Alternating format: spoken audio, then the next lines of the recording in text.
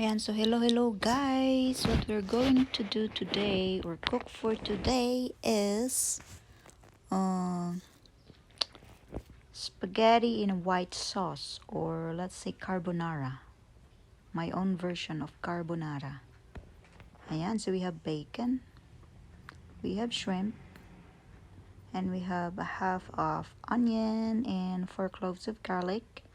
And I have 1 egg also right here, and a leftover of corn.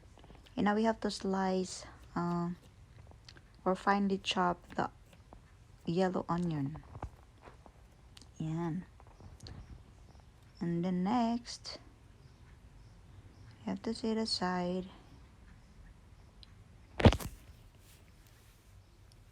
Naluluha kaya ako dyan. And then next we have to slice also our garlic. Finely chopped garlic. Ayan.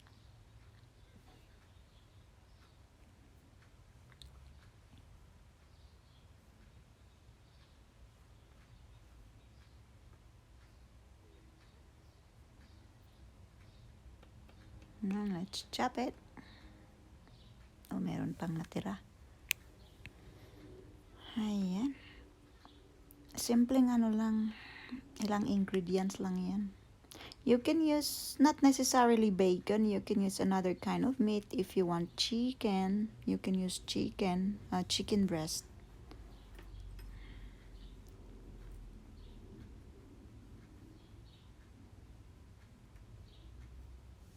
But since I don't have, because bacon is more tawag nito, it is a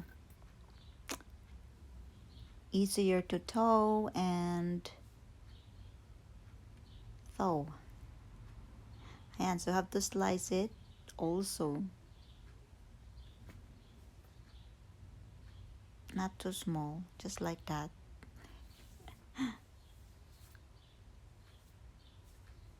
Ginunting ko na lang kasi mas madali ata.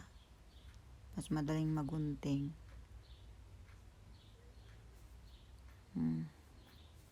That's a lot of bacon.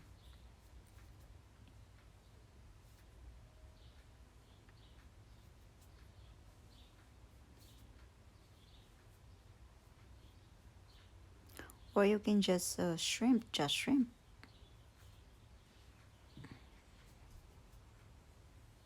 Ayan, slice ko na rin ulit kasi masakit yung kamay ko dyan.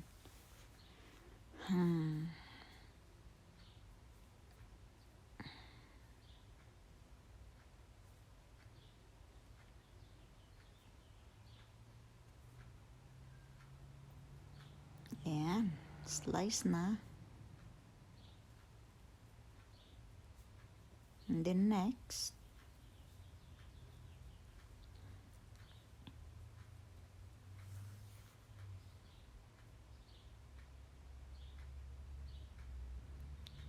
okay, we prepare the wok. So this is an iron wok.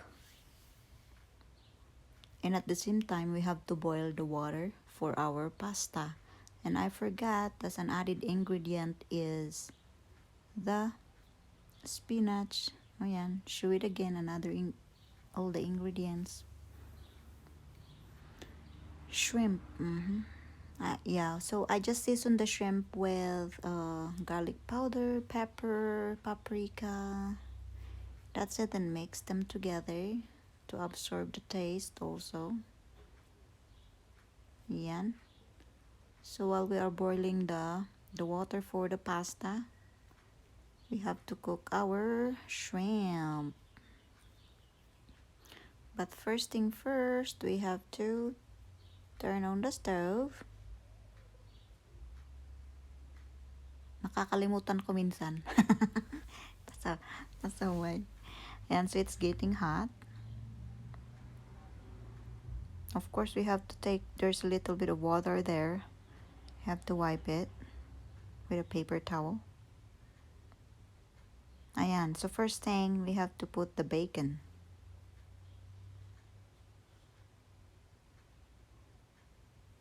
Ayan. We have to cook the bacon.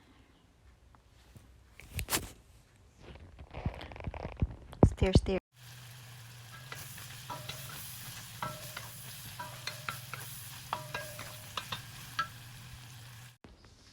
Ayan, so it's almost done. We have to cook it until crispy, because it gives a texture to the dish when it's crispy. Ayan. So while it's cooking, we have to prepare our noodles or spaghetti. Ayan.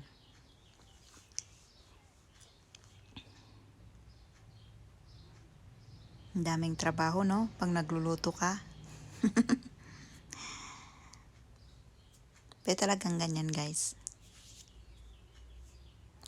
Ayan. Cook, cook, cook. So ayan, the bacon is finished. So we have to set aside. Okay, so that one is crispy. It's crispy already.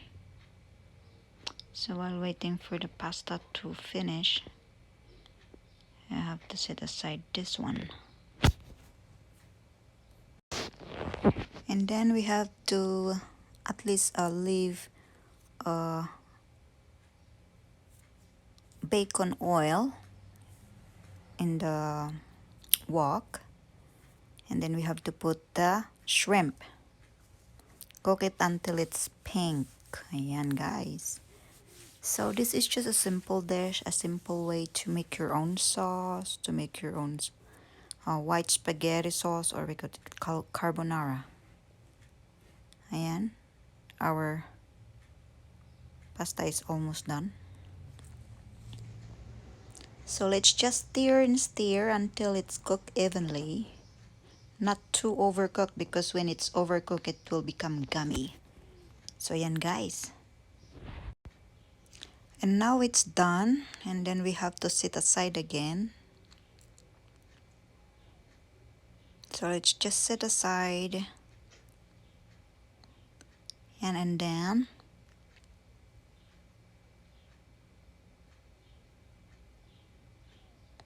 so we have to turn off the pasta because it's already al dente. And then we have to put in the garlic and the onion. Finely chopped, or yeah, chopped. And then I have an egg right here, and I have to beat it. Beat it, beat it, beat it.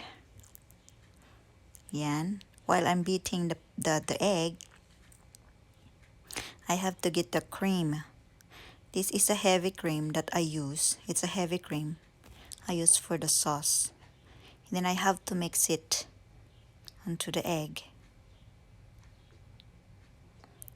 While mixing it, you have to stir, so it will mix evenly. And lang, guys. And then when it's mixed, you have to pour it into the wok with the garlic and onion. And be sure to stir it properly so the egg will not be lumpy or buo-buo. Ayan. So we have to stir until you get the consistency. Ayan. Stir, stir, stir. Just stir, guys.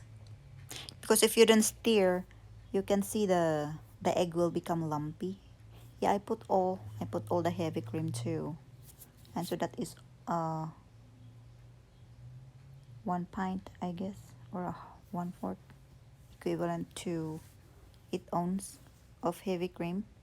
And I have a leftover of corn, so I have to put it there too. So I turn off the fire or the heat, so it will not become, lumpy or buo-buo kasi merong egg. Then I seasoned it, pepper, garlic powder, and salt. Oh, that is too much, I guess.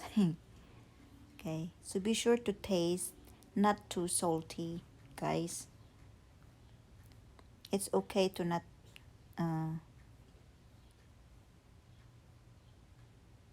ayan. So ayan, stir it again. Stir, stir, stir. And then, since our pasta is done, we have to put it into the wok and mix it to the sauce. This is like the technique, like a technique for, because the more you because when you put the pasta into the sauce or mix it like that, it helps to absorb the taste, all the, you know, and then just mix it like that. Mix it, mix it, mix it until it mix. Be sure for your pasta when you cook, be sure not to cook it, overcook it. And so we have to put the shrimp and the bacon and then mix it again. Ayan. So ayan guys, mix, mix, mix.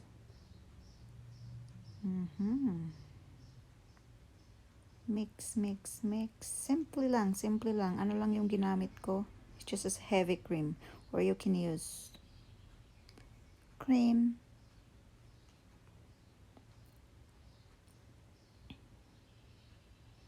And then I put cheese in it. Shredded cheese. Any shredded cheese you want to put it.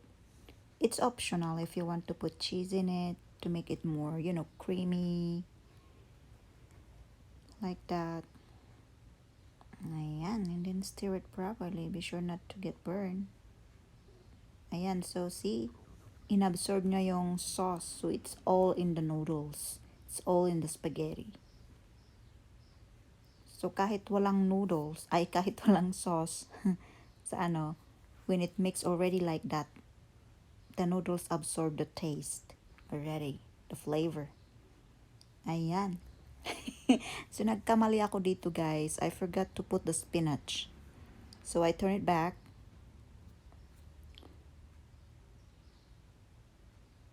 And I've realized I didn't put the spinach, so I put it back. And then mix, you know. You can see the next, you can see the video, almost done. Ayan, oh. Yeah, see, I forgot the spinach. You can mix any kind of vegetables you want. You can put broccoli, you can, yeah, so I put spinach. So that's the available vegetables that I have. So I have to mix it just to, you know, to give a little color of green. And it's good. It's good. It is really good. So then guys, you just mix it. The spinach is okay even if it's not cooked properly because you can eat it raw. So ayan. You can just mix it properly so it will, you know. Yan. Ito yung aking spaghetti in a white sauce or simply carbonara. Yan. You can use any kind of cheese too if you want to put a parmesan on top or any kind of Gouda cheese when you're done. Like that. Ayan. So, see, it's good. Looks good. It's done. Ayan. Turn it off and remove it from the heat so it will not overcook. Ayan, guys. So, ayan, it's done. Let's have some food. Yan. So, I hope nagustuhan nyo ang aking pagluluto. This is a simple way of cooking. Very quick. Ayan. So, I have the dish for my kid, for my baby. While it's warm. Yeah, I have to do some for her. She wants to eat spinach and some spaghetti. That's her favorite, one of her favorite. Spinach and pasta or spaghetti. She likes the red one. Yan, oh. Yan, guys.